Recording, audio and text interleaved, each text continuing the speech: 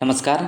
देखिए, हाल ही में केंद्रीय वित्त मंत्री निर्मला सीतारमण जी द्वारा जीएसटी के 4 स्लैब थे, उनको हटाकर उसके स्थान पर अब सिर्फ जो है 2 स्लैब लागू किया गया है।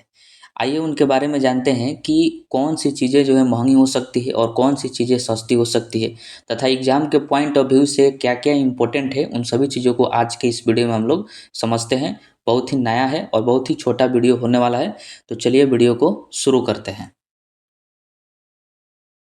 देखिए, हाल ही में जीएसटी काउंसिल की जो 56वीं मीटिंग हुई है, उसमें कहा गया है कि जीएसटी के जो 4 स्लैब थे, उसके स्थान पर अब जो है सिर्फ़ 2 ही स्लैब होंगे, 5% और 18%। यानी जो पहले 4 स्लैब थे, उनको हटा दिया गया है। पहले 4 स्लैब कौन-कौन थे? आपको पता है कि 5% था, 12% था और 18% और 28%। तो ये 4 स्लैब को हटाकर अब जो है सिर्फ़ 2 ही स्लैब होंगे, 5% और 18%, ठीक है? और इन स्लैब को जो है 22 सितंबर से लागू किया जाएगा इसी मंथ में, ठीक है? तो इसको ध्यान रखना है। देखिए, सीतारमण जी का कहना है कि इन बदलावों का मकसद जो है आम आदमी को राहत देना है, जैसे छोटे व्यवसाय को सपोर्ट करना है और हानिकारक उत्पादों जैसे तंबाकू हो गया, बीड़ी हो गया, सिगरेट, शराब, इन सब पर जो है टैक्स बढ़ाकर उनके उपयोग को कम करना है। इस वजह से जो है जितने भी पहले टैक्स स्लैब थे उनको हटा दिया गया है, अब सिर्फ 2 ही टैक्स स्लैब होंगे, 5% और 18%, ठीक है? अब आइए हम समझते हैं कि क्या-क्या चीज़ें सस्ती हो सकती है और क्या-क्या चीज़ें महँगी हो सकती है।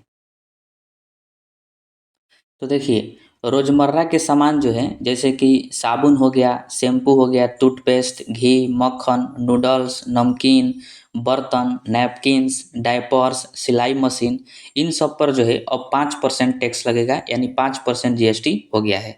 इसके साथ ही जो हेल्थ वाले वस्तु हो गए, जैसे थर्मामीटर हो गया, ऑक्सीजन सिलेंडर हो गया, डायग्नोस्टिक किट हो गया, इन सब पर भी 5% टैक्स लगेगा। और जो कृषि के सामान होंगे, जैसे ट्रैक्टर हो गया, ट्रैक्टर का टायर हो गया, सिलाई मशीन, कृषि मशीन आदि, इन सब पर भी जो है अब सिर्फ 5% ही जीएसटी लगेगा, जो कि पहले नहीं था, ठीक है? तो इसको ध्यान रखना है। इसके अलावा देखिए कि जो ऑटोमोबाइल के प्रोडक्ट हैं, जैसे कि छोटी कारें जितनी होती हैं, मोटरसाइकिल हो गए, इसके साथ ही एयर कंडीशन जो इलेक्ट्रिक सामान होंगे, जैसे एसी हो गया, टीवी हो गया जो कि 32 इंच से अधिक का है, वॉशिंग मशीन हो गया, इन सब पर जो है अब 18% जीएसटी लगेगा, तो इनको ध्यान रखिएगा। और जो लग्ज़री आइटम्स हो गए और तम्बाकू प्रोडक्ट, ये सब जो है बहुत महँगे हो जाएँगे। जैसे तम्बाकू प्रोडक्ट का मतलब पान मसाला हो गया, गुटखा, बीड़ी, सिगरेट, इन सब पर जो है एक अलग से टैक्स स्लैब लगेगा जो कि 40% है, ठीक है? ये जीएसटी में नहीं है। इन पर तम्बाकू प्रोडक्ट पर और लग्ज़री आइटम पर ध्यान रखना है, 40% टैक्स इस पर लगाया जाएगा, जो कि जीएसटी के दायरे में नहीं आता है, ठीक है? और लग्ज़री आइटम कौन-कौन से हो गए, जैसे कि शुगर प्रोडक्ट हो गया, जैसे केचअप होता है जो टमाटर-वमाटर का बनता है, वो सब।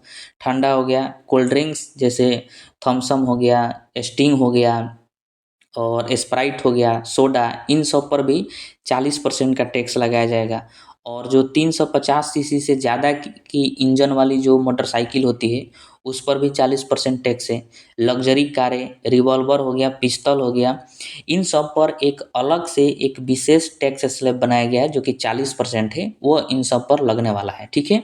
तो आपको ध्यान रखना है कि रोज़मर्रा के जो सामान है, उस पर 5% टैक्स लगेगा, कृषि के सामान है उस पर भी 5% टैक्स लगेगा और जो हेल्थ वाले वस्तु हैं उन पर भी 5% का टैक्स लगेगा।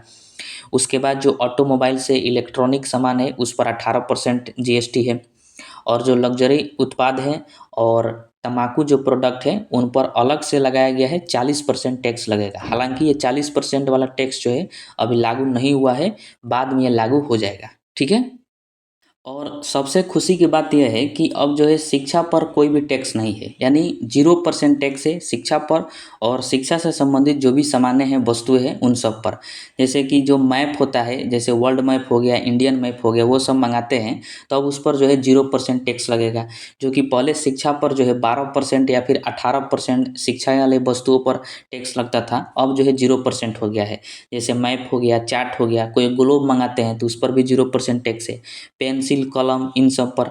एक्सरसाइज बुक यानी कॉपी पर जो है पहले देखिएगा कि 12% टैक्स था, अब जो है अब 0% टैक्स हो गया है। तो इन सभी चीज़ों पर जो शिक्षा से संबंधित है, उन पर अब 0% टैक्स है। इसके साथ ही जो हेल्थ के लिए बहुत ज़्यादा ज़रूरी हैं। रोज़मर्रा की वस्तुएं जैसे कि दूध हो गया, छेना हो गया, पनीर हो गया। पनीर पर जो है अब 0% टैक्स हो गया है, अब पनीर जो है सस्ता हो सकता है।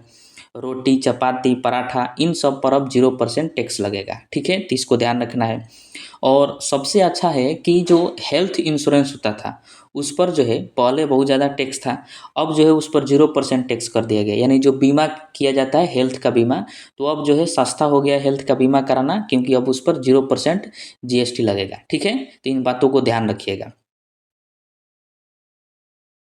इन सब के अलावा देखिए कि जो टेक्सटाइल है यानी कपड़ा उद्योग है, कपड़ा उद्योग पर पहले 18% जीएसटी था, अब जो है 5% जीएसटी कर दिया गया है। इससे फ़ायदा क्या होगा कि कपड़ा उद्योग में बढ़ोतरी होगी और उसके साथ साथ कपड़ा जो है वो सस्ता हो जाएगा, क्योंकि कपड़ा उद्योग लगाना सस्ता हो जाएगा तो कपड़ा भी सस्ता हो जाएगा। उसके बाद जो उर्वरक हैं जैसे खाद हो गए, अमोनिया, ये नाइट्रिक एसिड हो गया, इन सब पर भी पहले 18% जीएसटी था, अब जो है 5% जीएसटी हो गया है। उसके बाद देखिए कि नवीकरणीय ऊर्जा है जैसे कि बायोगैस हो गया, पवन चक्की, कुकर, हीटर, इन सब पर भी पहले 18% जीएसटी था, अब जो है 5% जीएसटी हो गया। हस्तशिल्प हो गया, मतलब हाथ से बनाने वाला जो भी चीज़ें हैं जैसे मार्बल, ग्रेनाइट, चमड़े के सामान, तो इन सब पर भी पहले 18% जीएसटी था, अब 5% हो गया है। ठीक है, तो इन बातों को ध्यान रखिएगा, एग्जाम के पॉइंट ऑफ व्यू से ये सब जो है इम्पोर्टेंट है। ठीक है, अब देखिए कि जीएसटी रिफॉर्म से सरकार को क्या नुकसान होने वाला है, क्योंकि बहुत सारे चीज़ों जो है रोज़मर्रा के चीज़ों को जब सस्ता किया जाता है तो सरकार को जाहिर सी बात है कि इस पर नुकसान होने वाला है, क्योंकि रोज़मर्रा की जो चीज़ें हैं उसको लोग डेली इस्तेमाल करते हैं, और डेली इस्तेमाल करने वाली चीज़ें अगर सस्ता हो जाए तो सरकार की आमदनी जो है कम हो सकता है। तो सरकार को इससे जो है अनुमान लगाया गया है कि सालाना लगभग 85,000 करोड़ का नुकसान होने वाला है सरकार को प्रत्येक साल, ये जीएसटी रिफॉर्म से। ठीक है,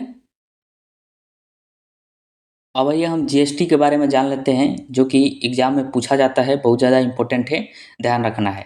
जैसे जीएसटी का पूरा नाम होता है गुड्स एंड सर्विस टैक्स, जिसको हिंदी में वस्तु एवं सेवा कर के नाम से जाना जाता है। जीएसटी को भारत में जो है 1 जुलाई 2017 से लागू किया गया, इसको ध्यान रखिएगा। जीएसटी जो है यह एक इनडायरेक्ट टैक्स है, मतलब डायरेक्ट नहीं लिया जाता है, ये वस्तुओं पर लगाकर ही लिया जाता है। इसमें कई तरह के इनडायरेक्ट टैक्स को मिलाकर एक टैक्स बनाया गया जिसका नाम रखा गया जीएसटी। इसमें लगभग 33 तरह के इनडायरेक्ट टैक्स को मिलाया गया था। अगर आपको जीएसटी के बारे में पूरा अच्छे तरीक़ा से जानना है, डिटेल्स में जानना है, तो आप हमारे इकोनॉमिक्स के प्लेलिस्ट में जाकर जीएसटी पर हमने वीडियो बना दिया है, उसको आप देख सकते हैं। ठीक है, जब यह बना था तो उस समय जो है जीएसटी में कुल 4 टैक्स स्लैब थे, 5%, 12%, 18% और 28%। अब जो है सिर्फ 2 ही टैक्स स्लैब होंगे, इसको ध्यान रखना है। देखिए जीएसटी के जो है 4 हिस्सों में बाँटा गया है, यानी जीएसटी का कुल 4 प्रकार होता है। एक होता है सीजीएसटी, जिसको केंद्रीय जीएसटी कहा जाता है। केंद्र सरकार द्वारा जो एकत्रित किया जाता है टैक्स, उसी को सीजीएसटी कहा जाता है। और एक होता है एसजीएसटी, यानी राज्य जीएसटी, जो राज्य सरकार द्वारा एकत्रित किया जाता है, तो उसको एसजीएसटी के नाम से जानते हैं। और एक होता है आईजीएसटी, यानी एकीकृत जीएसटी, अंतर्राष्ट्रीय लेन-देन जो होता है और आयात पर लागू किया जाता है, तो वो जो है आईजीएसटी होता है।